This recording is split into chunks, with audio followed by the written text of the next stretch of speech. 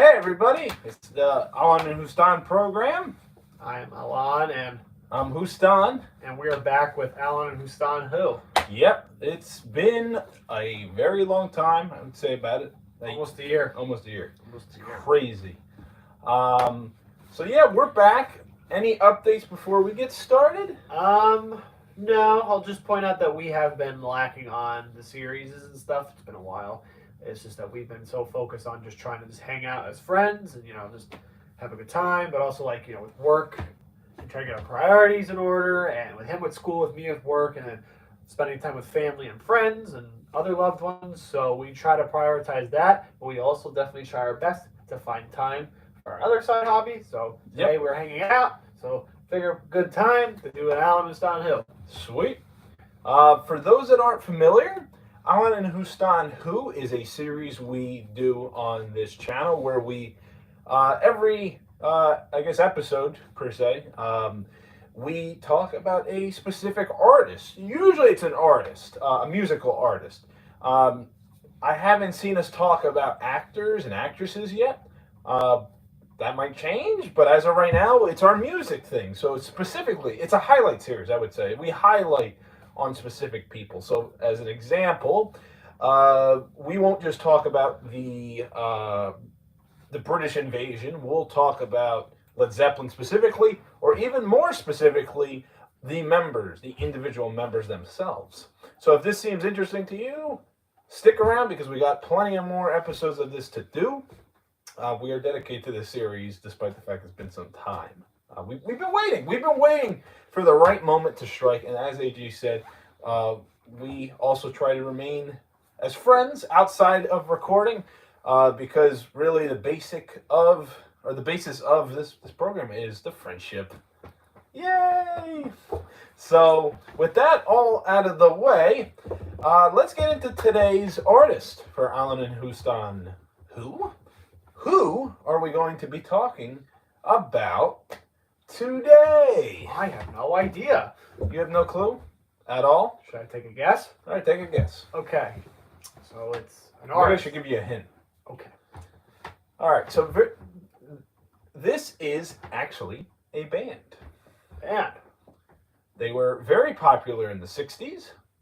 They are of the British invasion crowd. And they are not the Beatles. woohoo! I'm kidding.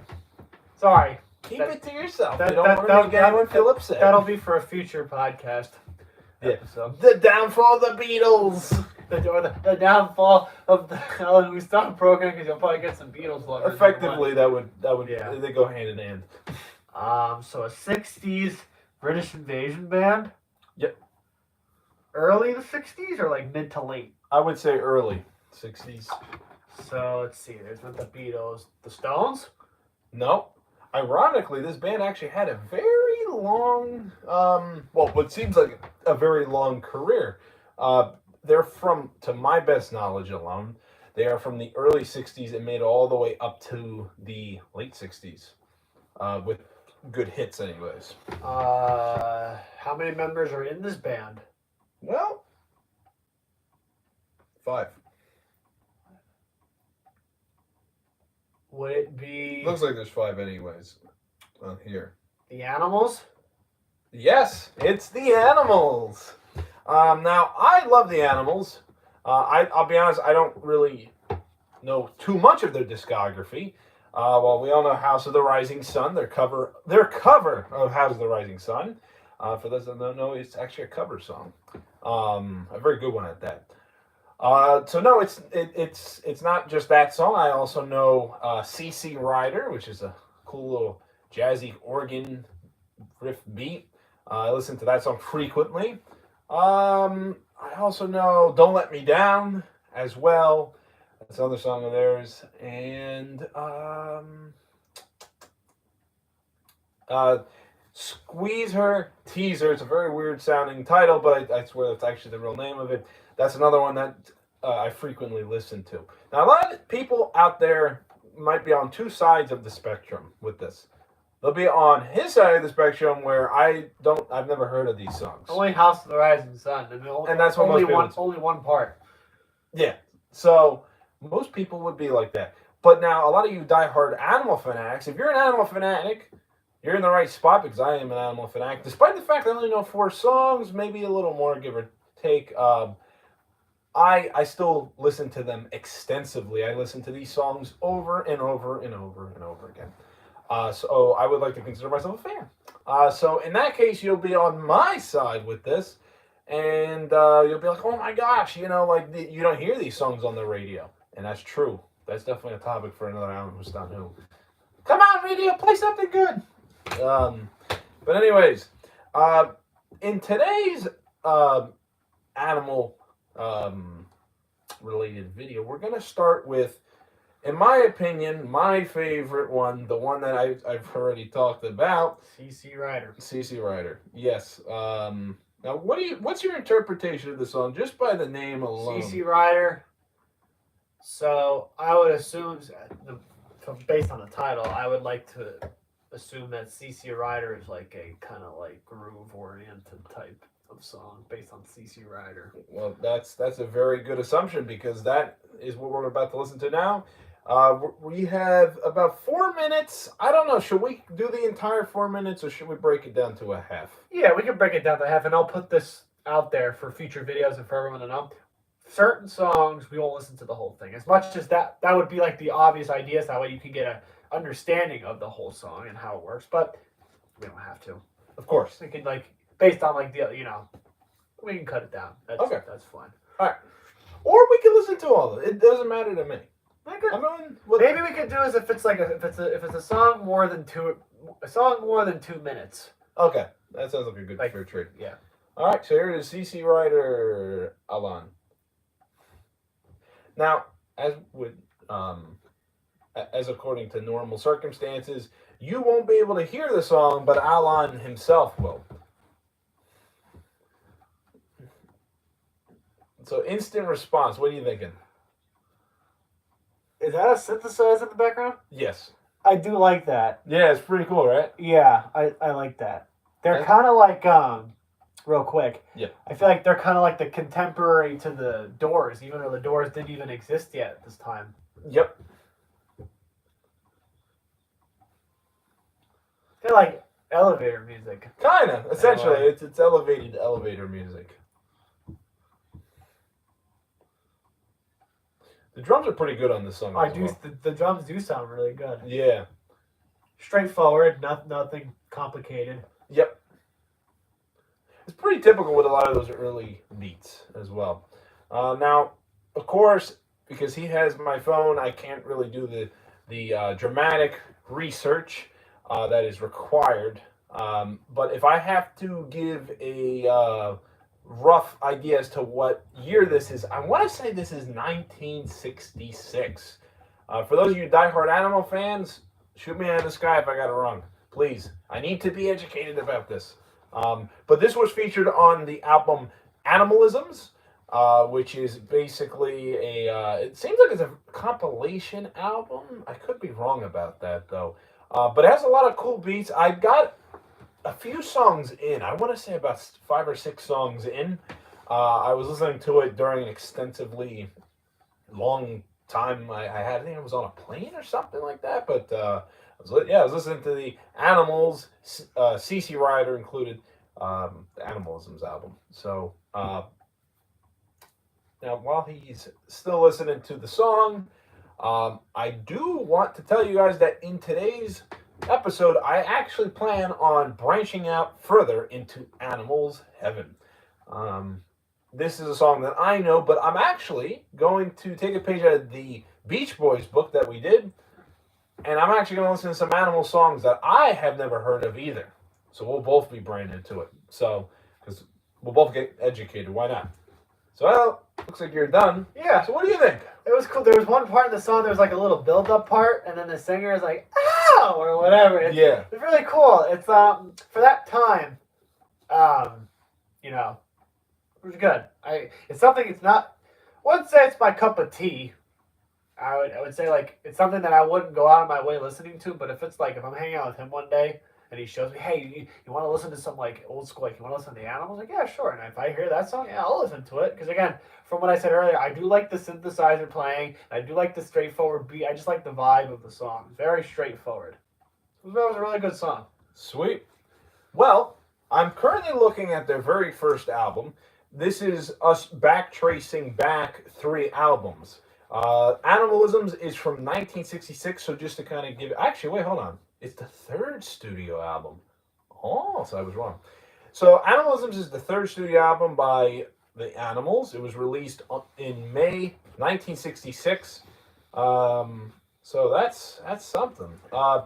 This is the first to feature keyboardist Dave Roberry after the May 1965 departure of original keyboardist Alan Price. So that would be the guy that you would know that does the keyboard solo on House of the Rising Sun. Not the same guy. And I got to tell you guys, Animals, I don't know, you guys probably aren't watching this, but for those of you Animals fans out there, I did not even notice the difference. I would have never known that it was 2 different guys. What I'm basically saying is Dave Roberry as the replacement for Alan Price. I think they really did their homework and they replaced him with a really good keyboardist. Now, I'm not talking crap about Alan, not you, but I think they had a suitable replacement, and I think it pays good homage to what, in my opinion, is one of the craziest keyboardists I've ever listened to. So, but talking about Alan, today we're going to kind of dive back and look at some of Alan's work. So he departed in May of 1965. So we're going to go back to the Animals' first album, The Animals, from 1964. Now, this is definitely going to have Alan Price in it. Now, we all know this album by its very first track. You know what track that is, right? What? House of the Rising Sun.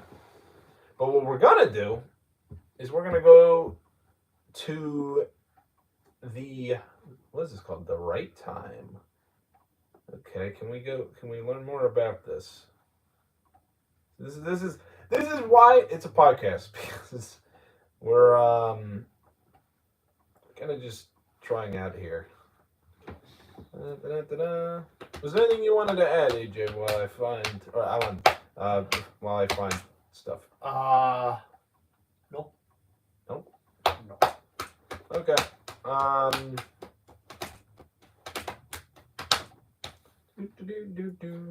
Let's listen to a song that I would imagine has Alan Price in it.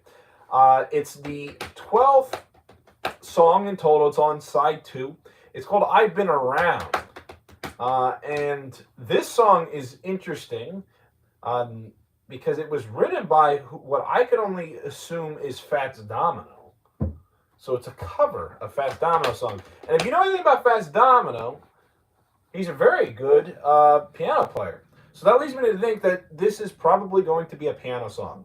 Now, I've never listened to this song before. This is my first time. So we'll give it a shot. This is going to be your first time listening to it? Yeah. So how are we going to do this? We're both going to listen to it and kind of just speak our minds about it. And just kind of say, like, you know, exactly how you were. The only difference is I don't know anything about this. All I know is that it's from 1964. So it's early stuff. So let's see. I don't know what to expect. First off, what are we thinking? I've Been Around. A cover song of a Fats Domino's song. Probably going to be fast-paced. I think so, too. I think there's going to be a lot of piano-heavy moments and pretty simple drum beats. But let's take a look. Let's do this.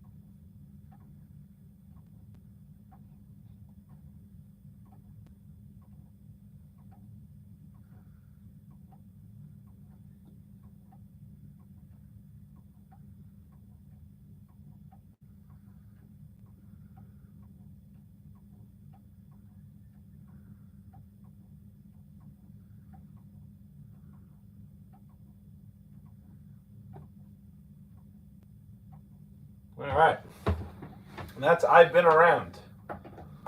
What are we thinking? It kind of reminds me of, and correct me if I'm wrong, if Little Richard didn't do Another Ride in My Automobile. No, that was Chuck Berry. Okay, well, it kind of reminded me of that old school 50s, like, rock and roll. Yep. It was good. I've been around, like, that kind of, like, the way he sings that, like, the chorus, it was really catchy. I actually liked it. Yeah. Really good. My instant reaction was immediately shattered. I thought it would be a lot more fast-paced. Me too. It was more like... Yeah, it was more... swing. Yeah, more swinging. I think that's a very good way of explaining it. More swing. One thing I think we both got right is there was a piano. What I was kind of surprised about is that it was a... what seems like kind of like a grand piano. I was kind of expecting something along the lines of a... more of a synthesizer, which is pretty typical of the Animal songs that I've heard.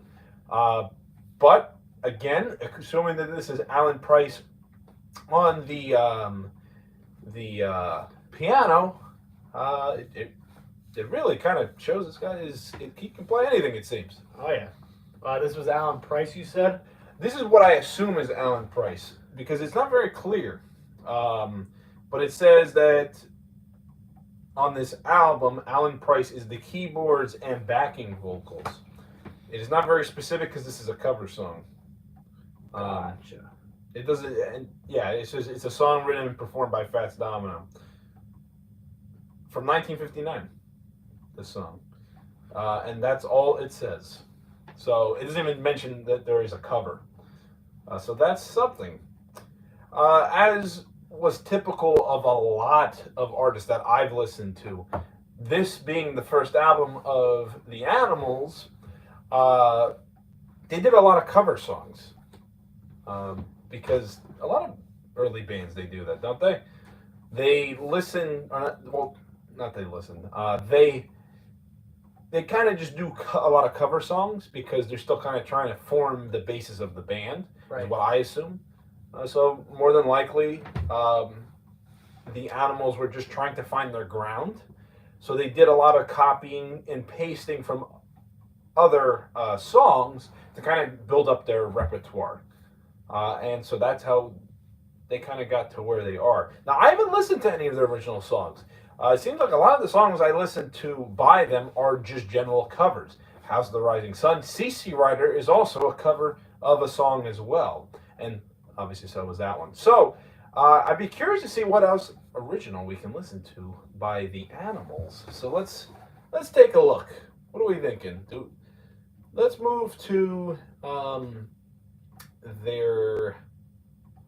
You want to look at their next album? Sure. Animal Tracks. Well, that's actually a pretty good cover. It's a pretty cool little thing they got there. So again, it seems like there is a lot of covers on this one. I see, just skimming around, I see Chuck Berry here. Chuck Berry. A lot of vowels with that one. Chuck Berry and Ray Charles, just to name a few. There's Huey Piano Smith. I've never heard of him. Apparently he died about a year ago. Really? Yeah. And his pianist sound was influential to the development of rock and roll. So that really actually kind of leaves a lot of cool interest that I have in this and kind of listening more to this. But we're going to listen to a song by the singer and songwriter for the Animals. This is off their second album. What do you think the name of the song is? What? Nah, I'm playing. Imagine. We're going to play For Miss Cockner, The Animals. So this song, to put into perspective, was written by Eric Burden, who is the guy himself from The Animals. So an original song, it seems. So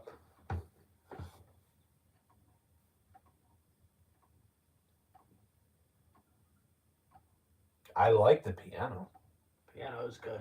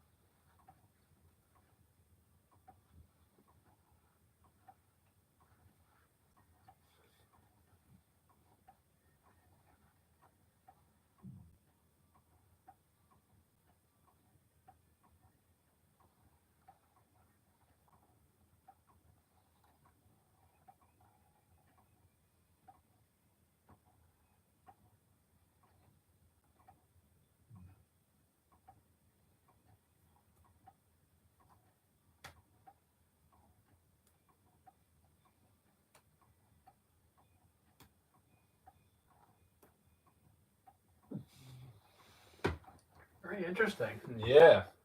I'm actually going to add that one. I actually kind of like that one. So that is a good one. All right, so our instant reaction, what were we expecting for this song originally? What was the song called? For Miss Cockner. I don't know. I feel like that kind of like the way the song was fits the song. I also noticed how the tempo is like smooth. It's not too crazy. It's not really crazy at all. It's like simple and like slow. I like how the song to me shows how songs back then just were songs that were just being played for the song, kind of like a Beatles type thing. How they played the right thing for the song. Yeah. It was really good. I was not expecting it to be a blues cover. Well, not blues cover, but like a blues song. You could very much tell that this is a blues and well, maybe not R&B, right? Rhythm and blues kind of. Probably more. Yeah, I guess. So it definitely seems like something like akin to like Jimi Hendrix, Stevie Ray Vaughan, like that sort of style. I wasn't expecting it, like I said. Considering this came out in what year? This came out in, or the album, anyways, 1965. That sounds about on par for, the era, because you had a lot of um, R&B and blues bands playing around that time. I mean, you had Jimi Hendrix around that time too. Yes. So could that have had some influence on the Animals performing said song in said style? It's anyone's guess. But it could be assumed, and if not, it's just a hell of a great song. Like I said, you can see both of us were very into the song in our own ways, and I just added it to my playlist. So, very good song. Love it. Very good. Let's look at Animals on Tour. That's an album? Okay. So they got, ironically, 2 different albums. Maybe there's an error. Now, we're using Wikipedia, first off. I want to say a lot of the facts and a lot of what we're learning about is on Wikipedia, so you can easily find this. We didn't create any of this. But apparently, I think there might be a little mistake on the Wikipedia because you see it says the second studio album, but then this also says, oh, this is It was released in 2 different. Other bands done like AC/DC's did that before their first album. It's an international. They do different versions of the album. Okay, so that's. If I'm not mistaken. That's interesting. So the first album, The Animals, was released the same time about in the UK and the US. Their second album was The Animals on Tour. So what we actually listened to was their second album in the UK. Let's listen to something off their second album in the US. From February 1965, this is Animals on Tour. So this is it. This is something. All right, so the singles, I'm Crying and Boom Boom. We're not going to listen to those. We're going to listen to the ones that no one has heard. I know. What if we listen to the writer? Let's see. This is a cover. Okay. We're going to listen to Let the Good Times Roll. That sounds very familiar, doesn't it? The name of that song. Oh, let me see if I hear the lyrics. I'm thinking of that used in a different song, but I could be wrong.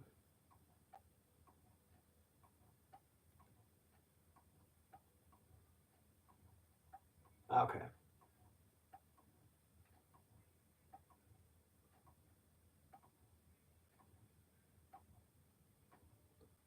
Right, never mind. Not what I was thinking. The English rock band Slade covered it. Okay. I've heard of Slade.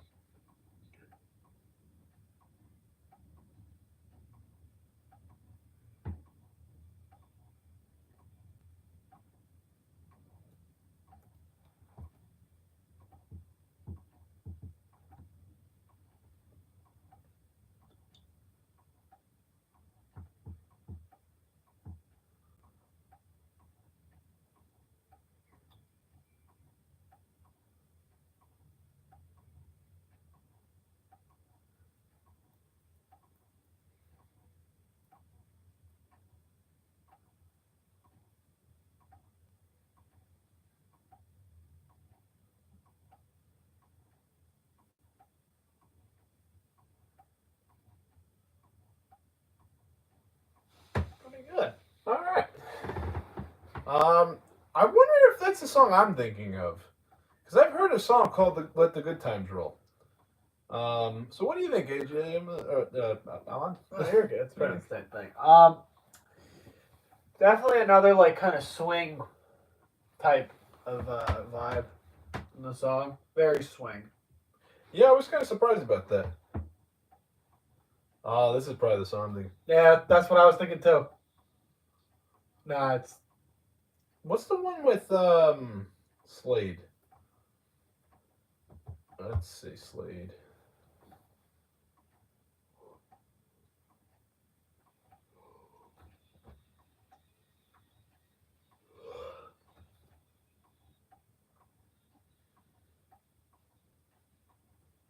I think it's a little different than what I was thinking.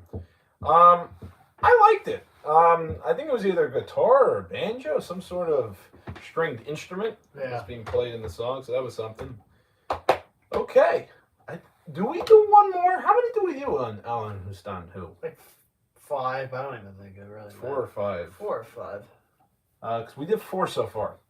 We have. We just did our 4th one. What are we thinking? Do we want to do one more, or do we want to leave it? We could leave it. I think those were good. All right. So what do we think of the animals? I'll let you go first.